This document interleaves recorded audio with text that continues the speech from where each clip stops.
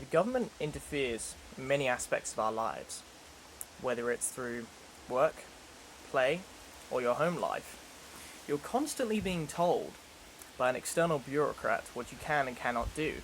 In fact, one might even go as far to say that it feels like we're being trolled sometimes for their own money.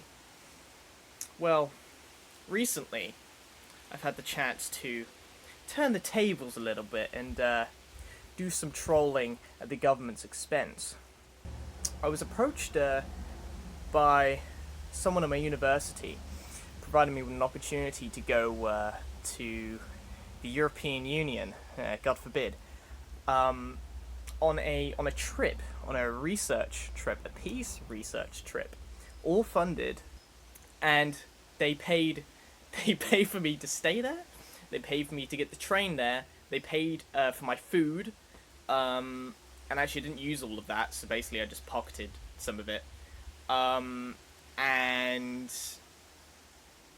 yeah, at several £100, most likely, all spent on this absolutely quality content being produced from this conference. Take a look. Wales. Today we're attending the Reimagining Peace Conference in Brussels.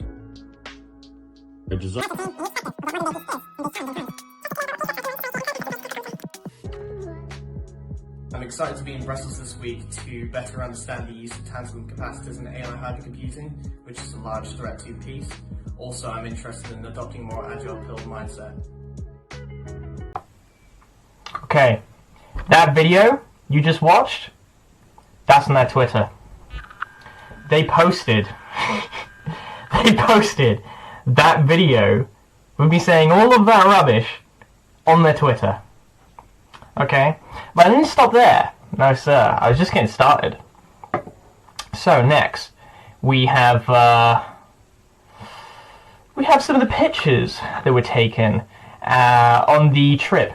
So every opportunity I had, is being documented, considering the Welsh Institute was taking us there. It was being documented, they were taking pictures and stuff when we went out to meet people and things. We were taking pictures. You can see, I was just something into the pictures, and it was in a couple of them. The whole time I just acted like a normie, basically. Except that somehow no one picked that out of the pictures. I don't know how. But yeah, that was pretty funny. But okay, the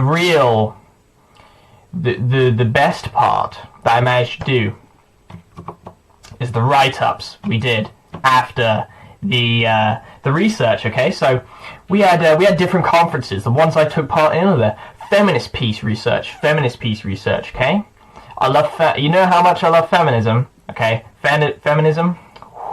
I love it. I can't get enough of it. I love feminism. So it's even better the fact that I was allowed to write about it. Okay. So we'll take a look at that. The next generation research, also a load of crap. It's basically taking like an actually good topic and then completely butchering it, because everyone has to see everything through the eyes of gender politics, because otherwise it's not a real field if you ain't being woke, bro. Come on, get woke, okay? Last one, that was actually good. I just felt like I just felt like jeopardizing it a little bit. But anyway, feminist peace research. Let's go into what I wrote, shall we? So, feminist peace.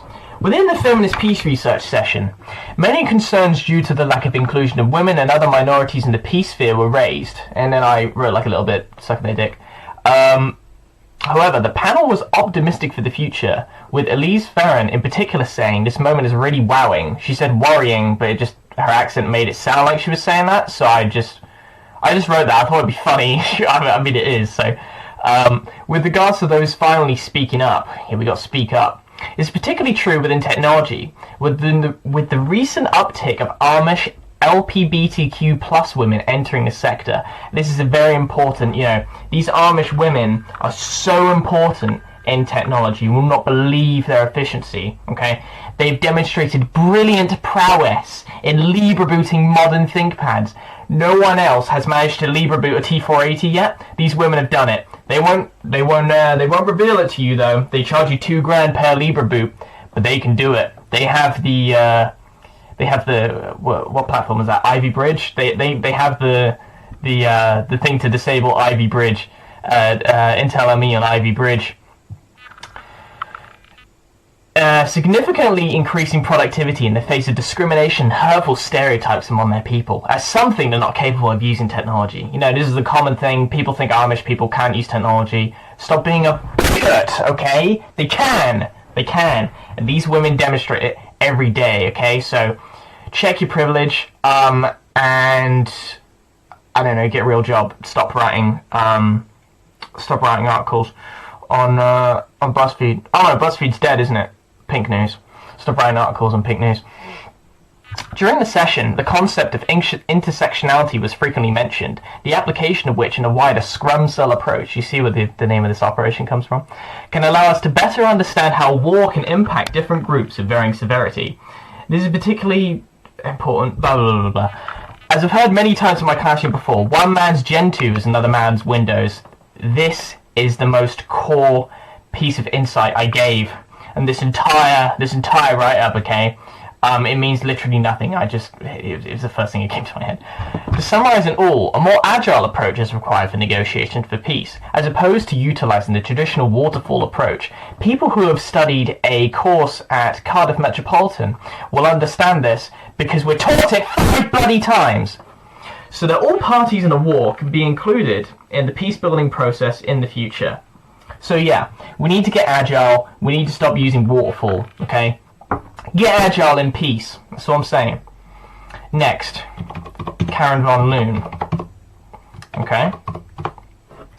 In the first session of the Next Generation Peace Research, Karen gave an overview of including historically marginalized groups within the context of nuclear non-proliferation talks. This is done within the larger context of stimulating agile-pilled mentorship. We need agile-pilled mentorship. Again, like I said before, if you're going to utilize the agile methodology in peace, okay, you need to be agile-pilled. If you're not agile-pilled, you're not gonna get it, okay? So yeah, agile-pilled mentorship, creating inclusive networks in these talks to make people feel comfortable, because they're all wimps. Within the previous review cycle, yeah, this is funny, of the Nuclear Non-Proliferation Treaty from the UN, a larger gender perspective was included in some of the documents. However, ultimately, the addition of this language into the treaty was blocked by Russia. Russia saw this written in the treaty and they're like, what the hell is that?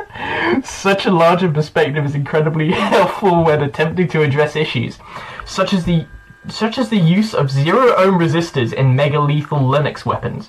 And people don't know about this threat, but the US military is trialing using zero-ohm resistors in mega-lethal Linux weapons. The results, you won't believe. Top 10 results, you won't believe number 7. That's what I'm saying, okay? The death toll from zero-ohm resistors is no joke. I can't even disclose it publicly. It's classified information, okay? I'm not allowed to disclose this publicly. Hopefully in the future, such an approach can also be used for other issues, God forbid, to allow for more wide-ranging discussion. Yeah, I hope it isn't. And then finally, we have Next Generation. Sarah Hadley? I think that's her name. This is about satellite imagery. It's actually interesting. One particular challenge is mentioned with regards to smaller actors participating in gathering and analyzing satellite imagery, as since the file sizes of the images are like massive, it's hard to do it. Therefore, smaller scrumlet actors, which may not have large amounts of processing power, which government agencies and established university institutions possess, as I'm sure we're all aware, are generally at a disadvantage when it comes to collecting this information. Additionally, it was also mentioned that some of these images are sometimes shared online as evidence of certain activity, particularly human rights abuses, such as in the case of Xinjiang. But these are provided as a lower resolution than the original version, like when they're distributed on Twitter or whatever, which can make interpretation and verification more difficult. For example, at such great distances, a cement mixer can easily be mistaken for a bath. And you know, that's a common thing that happens. You know, sometimes when I walk into B&Q, and I'm looking to buy a bath. You know, like 5 times now. I've walked out with a cement mixer, and I think, oh man, like you can't, if you tried to have a bath in a cement mixer, it doesn't work. Like, it just doesn't. It's so difficult. It just, the water keeps going out, and then it turns on. Oh, great, now all my ceramic pots are broken, and the cat needs to go to the vets again because it swallowed one, you know? It's just that kind of thing. So, we need to, this is a really core issue. In fact, I'd say it's more important than the feminist peace research. Stop mistaking cement mixers for baths, okay? You gotta stop it, because it's gonna cause issues in your life. That's all I'm saying. So yeah, wrote all of this. You'll be surprised how much I actually got through the censors. So this is the post that was made. They thought they'd post it all publicly, and the title is Academy Headache Camry, whatever, an alternative conference report. Now, apart from the wizard speak at the start, an alternative conference report, that's certainly what was given here, and you will see that down here. So, I didn't write all of these, but the feminist peace research, obviously I did. Most of this is here. They added this, like, this crap here about, I don't know, it's just autism, like, I don't really care. And then, but they kept in the Amish thing. They kept it in. They published it. They attributed it to me, but they published it. So it's all there on their on their website.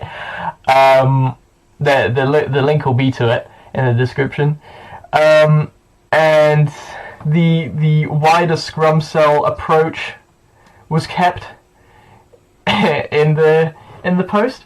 So, you know, we got a fair bit through. You can see the lovely panel. These people, oh man, yeah, amazing, absolutely amazing. You know, it's funny because in one of the sessions, like literally during the session, someone brought up the fact that there were no men on the panel, and they're like, oh well, if men want to study this, then they can, but men don't. So that's why there's no men in the panel. Yeah, I wonder why men don't study it. Maybe they go to study more useful things like technology. Perhaps. I don't know. Hey, what do I know? You know, I'm just your average Scrumcell guy. I'm not agile pilled like these people here, so you know, I'll take that as it is, because obviously they know so much more than me. So anyway, other sections weren't written by me, not going to be funny. Or it's just boring. Here we go. Yeah, agile pilled mentorship was kept in. Inclusive networks. Basically, the whole thing was kept as is. The only thing that they changed. Such a larger perspective is incredibly helpful when attempting to address issues, such as the use of zero-ohm resistors and extremely lethal Linux weapons. So they got rid of mega lethal as one word, and they just replaced it with extremely lethal. But no fact checking or anything. No checking what a zero-ohm resistor actually is.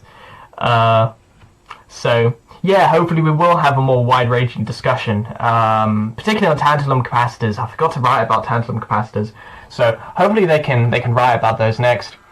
And yeah, this is basically, yeah, I think this is basically the same. And then the cement mixer can easily be mistaken for a bath. It's still kept in, because apparently they agree with that. So, Flemish Peace Institute agrees that cement mixers can be mistaken for a bath. You know, it's like I said earlier, it's such a problem, and I'm glad that people are finally recognizing it for the issue it is. You know, because you know, cement pillars and cement realists have been oppressed for such a long time, and there's no real reason for us to be treated this way. You know, it's just the patriarchy in society. Okay, the bias. You think, oh, stop. Listen, You're constantly misinterpreting that. Stop bath washing those cement mixers. What's wrong with you? Stop the bath washing, okay? It's hurtful. It's really hurtful. Stop bath washing. Yeah, we gotta stop bath washing. Gotta stop bath washing. Yeah, everything else written as is. The rest of this is kind of cringe. Yeah, I didn't do anything funny in the quote. I should have done something funny in the quote. But you can see my creps there as well. Crep check. But yeah, you know, so we do a little bit of trolling. I could have done a bit more, but I'm happy with the trolling I did, and perhaps this will inspire others to continue such trolling in the future. There was a vetting process for this whole thing, but I mean, you know, considering I got in, like, it's not very rigorous, and most of this stuff isn't isn't very rigorous on checking on the kinds of people who go in. So, yeah, if you're thinking about it, I would encourage to go on any government trip you can, and make them look foolish. It's the least you can do. In fact, it's your duty. Your duty is to humiliate the government. That's all I have to say. Thank you very much.